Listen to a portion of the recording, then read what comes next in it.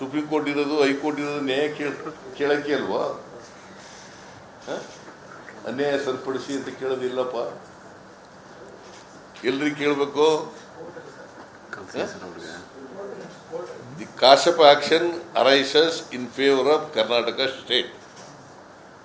As law is violated by government of India. ನಾನು lawyer ಆಗಿ ಹೇಳ್ತಾ ಇದ್ದೀನಿ, ಕೇಳಪ್ಪ ತಮ್ಮ. ಸುಪ್ರೀಂ ಕೋರ್ಟ್ ಆದೇಶವನ್ನ ಕೇಂದ್ರ ಸರ್ಕಾರ ಪಾಲಿಸಬೇಕು ಅಂತ ಫೈಂಡಿಂಗ್ ಇದೆ ಸರ್. ಸುಪ್ರೀಂ ಕೋರ್ಟ್ ಕೊಡುವಂತ ನಿರ್ದೇಶನವನ್ನ ಕೇಂದ್ರ ಸರ್ಕಾರ ಪಾಲಿಸಬೇಕು ಅಂತ ಸುಪ್ರೀಂ ಕೋರ್ಟ್ ಮಾಡದಿದ್ರೆ ಕಂಟೆಂಪ್ಟ್ ಆಗಲ್ವಾ?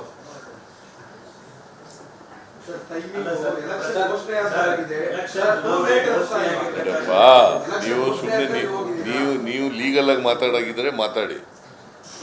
ಈಗ ನಮ್ಗೆ ಅನ್ಯಾಯ ಆಗಿದೆ, ಅನ್ಯಾಯ ಸರಿಪಡಿಸಿ ಅಂತ ಯಾರನ್ನು ಕೇಳಬೇಕು? ಸಂವಿಧಾನ ವೈಲೇಟ್ ಆಗಿದೆ, ಕಾನೂನು ವೈಲೇಟ್ ಆಗಿದೆ, ಡಿಸಾಸ್ಟರ್ ಮ್ಯಾನೇಜ್ಮೆಂಟ್ ಆಕ್ಟ್ ವೈಲೇಟ್ ಆಗಿದೆ, ಮ್ಯಾನ್ಯುಯಲ್ ವೈಲೇಟ್ ಆಗಿದೆ. Violation is done by government of India and injustice is caused to Karnataka state, people of Karnataka. Where we should go?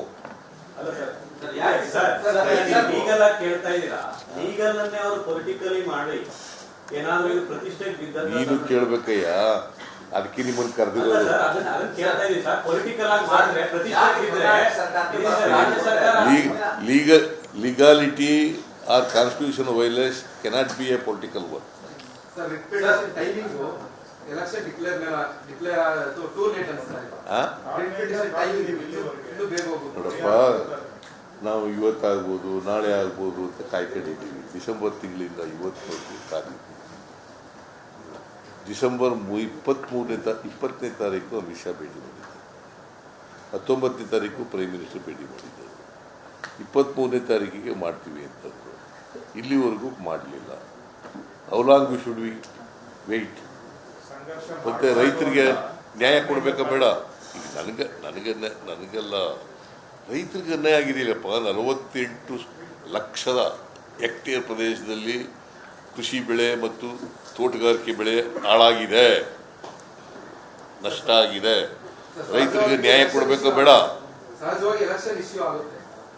Election issue ಆಗಲ್ರಿ, ಇದು ನ್ಯಾಯ ಕೇಳ್ತಾ ಇದ್ದೀವಿ. See, it is not going to be an election issue. ಕೇಂದ್ರ ಸರ್ಕಾರ ಯಾಕೆ ಈ ತರ ಧೋರಣೆ ಮಾಡ್ತಿದೆ? ಮಲತಾಯಿ ಧೋರಣೆ ಯಾಕೆ ಅಂತ ಫೈಂಡ್ ಔಟ್ ಮಾಡಿದ್ರೆ ಸರ್?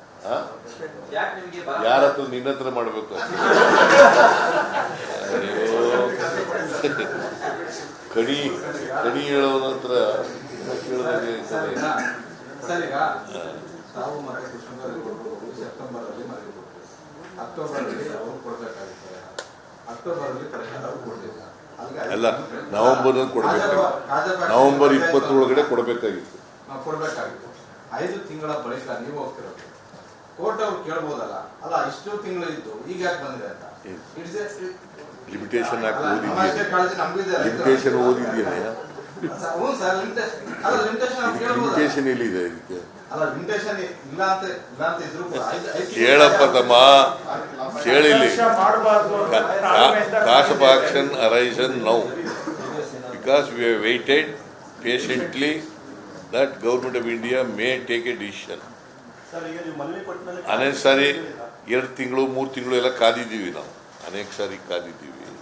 ಸೊ ಹಂಗಾಗಿ ನಾವು 5 ತಿಂಗಳು ಕಾದು ಕೊನೆಗೆ ಇವತ್ತಿನವರೆಗೂ ಕೊಡಲಿಲ್ಲ ಅಂತಂದಮೇಲೆ ಇನ್ನೇನು ಮುಂಗಾರು ಶುರುವಾಗುತ್ತೆ, ನೆಕ್ಸ್ಟು ಮುಂಗಾರು ಶುರುವಾಗುತ್ತೆ.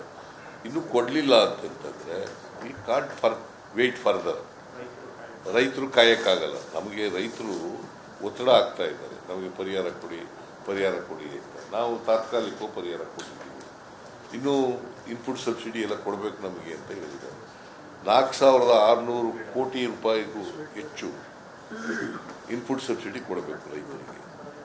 ನಾವು 18,171 ಕೋಟಿ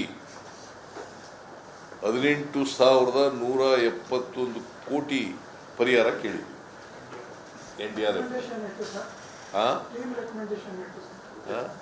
ಗೊತ್ತಿಲ್ರಿ ನಮಗೆ, ವಿ ಡು ನಾಟ್ ನೋ.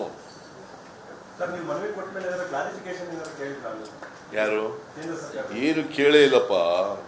ನಾವೇ ಹೋಗಿ ಮೈ ಮೇಲೆ ಬಿದ್ದು ವಾಗರ್ದಿದ್ದೀವಿ.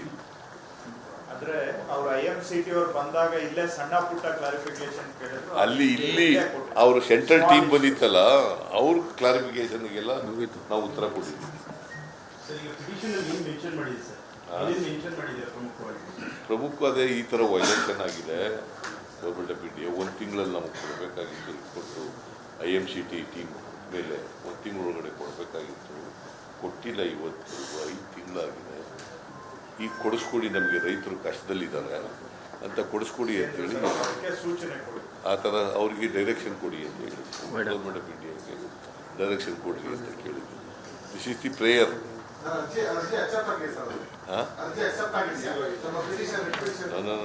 ನೋಡಪ್ಪ,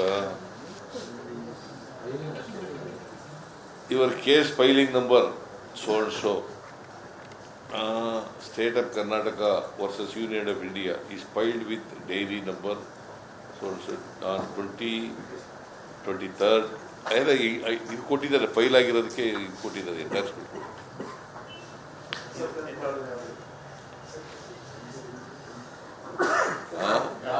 ಸೊ ನಮಗೇನಂತಂದ್ರೆ, ನಾವು we do not want to ಈ ಕಾನೂನು ಸಂಘರ್ಷ ಮಾಡಬೇಕು ಅನ್ನೋದು ಉದ್ದೇಶ ಅಲ್ಲ. ನಮ್ಮ ರೈತರ ಕಷ್ಟದಲ್ಲಿದ್ದಾರೆ, ರೈತರಿಗೋಸ್ಕರ ಇದು ಪೆಟಿಷನ್ ಅನ್ನು we are force to file with petition under article 32 of the Indian Constitution. Okay, I hope that you have understood the gravity of the seriousness of the problem.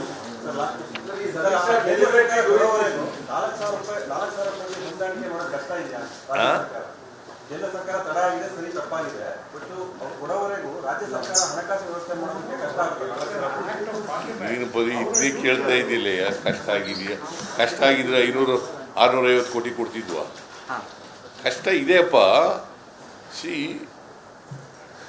ಕಾನೂನು ಪ್ರಕಾರ ಕೊಡಬೇಕಾಗಿದೆಯಲ್ಲ ಅವರು. ಡಿಸಾಸ್ಟರ್ ಮ್ಯಾನೇಜ್ಮೆಂಟ್ ಆಕ್ಟ್ ಪ್ರಕಾರ ಕೊಡ್ಬೇಕಲ್ರಿ. ಕೇಂದ್ರ ಸರ್ಕಾರದ ಕಾನೂನು ಅದು, ಅದ್ರ ಪ್ರಕಾರ ಅದು ವೈಲೇಷನ್ ಆಗಿದೆ, ಕೊಟ್ಟಿಲ್ಲ. ನಮ್ಮ ರೈತರ ಕಷ್ಟದಲ್ಲಿದ್ದಾರೆ.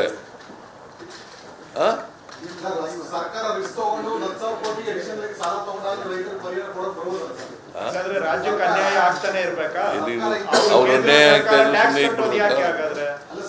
ಕೇಂದ್ರಕ್ಕೆ ಟ್ಯಾಕ್ಸ್ ಕಟ್ಟೋದು ಯಾಕೆ? ನಾವು ಸುಮ್ಮನೆ ಹೇಳ್ರಿ, ಹೇಳಪ್ಪ ತಮ್ಮ, 4,30,30,000 ಕೋಟಿ ಒಂದು ವರ್ಷಕ್ಕೆ ಕೊಡೋದು ನಾವು ತೆರಿಗೆನ.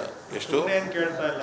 ನಾವೇನು ಕೊಡಿಯಪ್ಪ, ಭಿಕ್ಷೆ ಕೊಡಿ ಅಂತ ನಿಮ್ಮ ರಾಜ್ಯ ಕೇಂದ್ರ ಸರ್ಕಾರದವ್ರು ಕೊಡಿ ದುಡ್ಡು ಅಂತ ಇಲ್ಲಲ್ಲ, ನಮ್ಮ ದುಡ್ಡು ಕೊಡಯ್ಯ ಅಂತ ಹೇಳ್ತಾ ಇದ್ವಿ. ನಮ್ಮ ದುಡ್ಡು ಕೊಡ್ರಿ, ನಮ್ಮ ತೆರಿಗೆ ನಮ್ಮ ಹಕ್ಕು, ನಮ್ಮ ತೆರಿಗೆ ನಮ್ಮ ಪಾಲು. ಆಯ್ತಾ? ನೀನು ನಿಮ್ಮ ತೆರಿಗೆ ನಿನ್ನ ಅದು ಕೇಳೋದು ಬಿಡ್ಬಿಟ್ಟು ಸಾಲ ಮಾಡ್ಕೊಂಡು ದುಡ್ಡು ಕೊಡಿ ಅಂತಂದ್ರೆ ಟ್ಯಾಕ್ಸ್ ಕಟ್ಟೋದಕ್ಕೆ ಮಾತ್ರ ನಾವಿರೋದು. ಬರೀ ಟ್ಯಾಕ್ಸ್ ಕಟ್ಕೊಂಡಿರೋದು ನಾವು. ನೋಡ ಕೋರ್ಟ್ನಲ್ಲಿ ಏನು ಹೇಳ್ತಾರೆ. ನಮ್ಗೇನು ಇಲ್ಲ ಅಂದ್ರೆ ಕೋರ್ಟ್ನಲ್ಲಿ ಈಗ constitution is binding both on government of India and States and also union territories. ಗೊತ್ತಾಯ್ತಾ?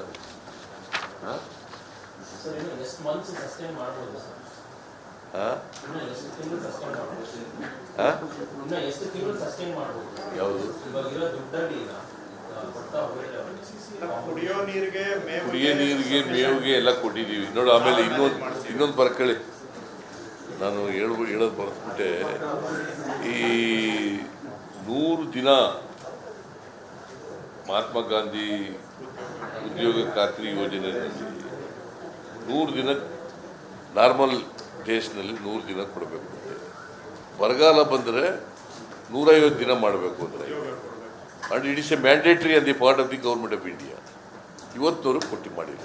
ನಾವು ಕೇಳಿದ್ದೀವಿ 150 ದಿನ ಮಾಡಿ ಅಂತ, ಭಾಳ ಹಿಂದೆಯೇ ಕೇಳಿದ್ದೀವಿ ನಾವು. ಎಷ್ಟು ಅಕ್ಟೋಬರ್ನಲ್ಲೂ ಸೆಪ್ಟೆಂಬರಲ್ಲೇ ಕೇಳಿ ಸೆಪ್ಟೆಂಬರ್ನಲ್ಲೇ ಕೇಳಿದ್ದೀವಿ, ಇವತ್ತಿನವರೆಗೆ ಕೊಟ್ಟಿಲ್ಲ. ಅಗ್ರಿಕಲ್ಚರ್ ಮಿನಿಸ್ಟರ್ ಪತ್ರ ಬರೆದಿದ್ದಾರೆ, ನಾನು ಪತ್ರ ಬರೆದಿದ್ದೀನಿ, ಎಲ್ಲ ಬರೆದ್ರು ಕೂಡ ಇವತ್ತಿನವರೆಗೆ ಕೊಟ್ಟಿಲ್ಲ. ನೋಡಿ ಹೆಂಗೆ ಇದು ಸ್ಟೆಪ್ ಮದರ್ಲಿ ಆಟಿಟ್ಯೂಡ್ ಅಲ್ವಾ ಹೇಳಿ ನೀವು. It is A step motherly attitude shown by Government of India towards people of Karnataka. Okay. Thank you.